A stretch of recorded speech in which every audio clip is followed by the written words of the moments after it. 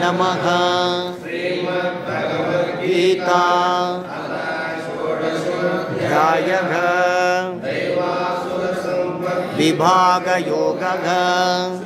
भगवानुवाच सत्त्वसंशुद्धिः ज्ञानयोगौ व्यवस्थितिः दानं दमश्च यज्ञश्च स्वाध्यायस्तप आर्जवम् समता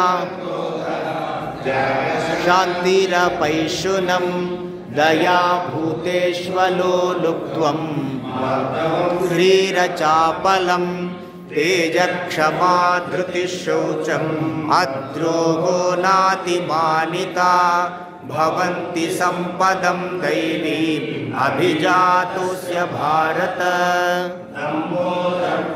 विमानश्च क्रोधं पारुष्यमेव च अज्ञानं चाभिजातस्य सम्पदमासुरीम् दैवी सम्पद्विमोक्षाय निबन्धायासुरीमता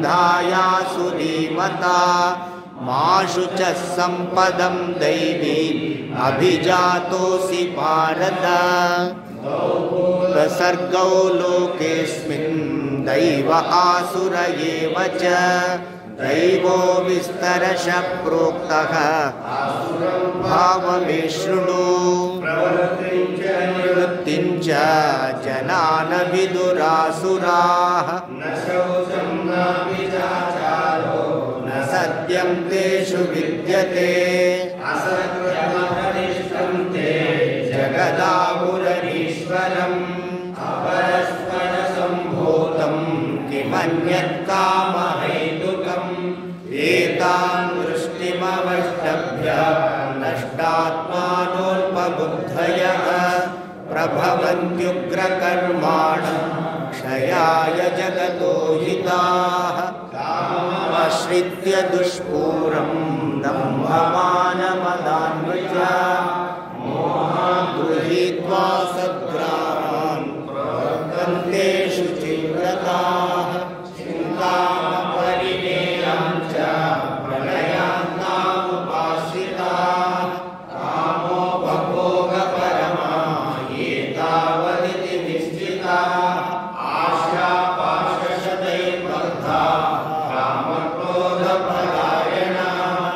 ईहन्ते कामभोगार्थम् अन्यायेनार्थसञ्चयान् इदमद्य मया लब्धम् इमं प्राप्स्ये मनोरथम् इदमस्तीदमपि मे भविष्यति पुनर्धनम् असौ मया हतः शत्रुः हरिष्ये चापरानपि ईश्वरोऽहमहं भोगी सिद्धोऽहं बलवान् सुखी आढ्योऽपि जलवानस्मि पूर्णोऽस्ति सदृशो मया यक्षे दास्यामि मोदिष्य इत्यज्ञानविमोहिताः अनेकचित्तविभ्रान्ता मोहजालसमावृताः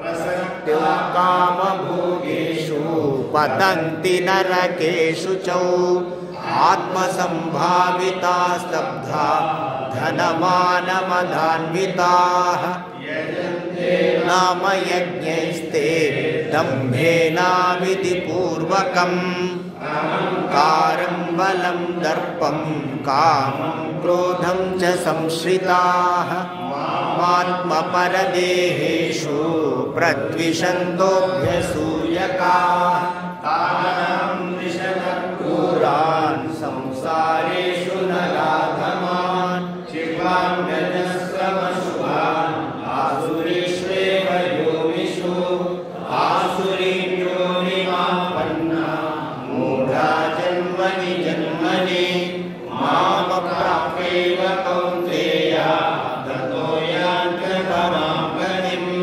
त्रिविधं नरकस्येदं द्वारं नाशनमात्मनः कामक्रोधसक्तालोभः तस्मादेतत्त्रयं त्यजेत् एतैर्विमुक्तः कौन्तेय तमोद्वारैः त्रिभिर्नरः आचरत्यात्मनः श्रेयः ततो याति परं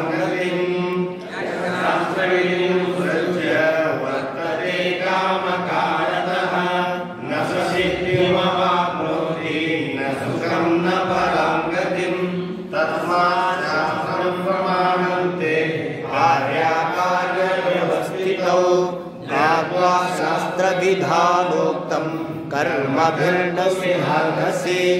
ॐ तत्सदिति श्रीमद्भगवद्गीतासु उपनिषत्सु ब्रह्मविद्यायां योगशास्त्रे श्रीकृष्णार्जुनसंवादे दैवासुरसम्पद्विभागयोगो नाम षोडशोऽध्यायः।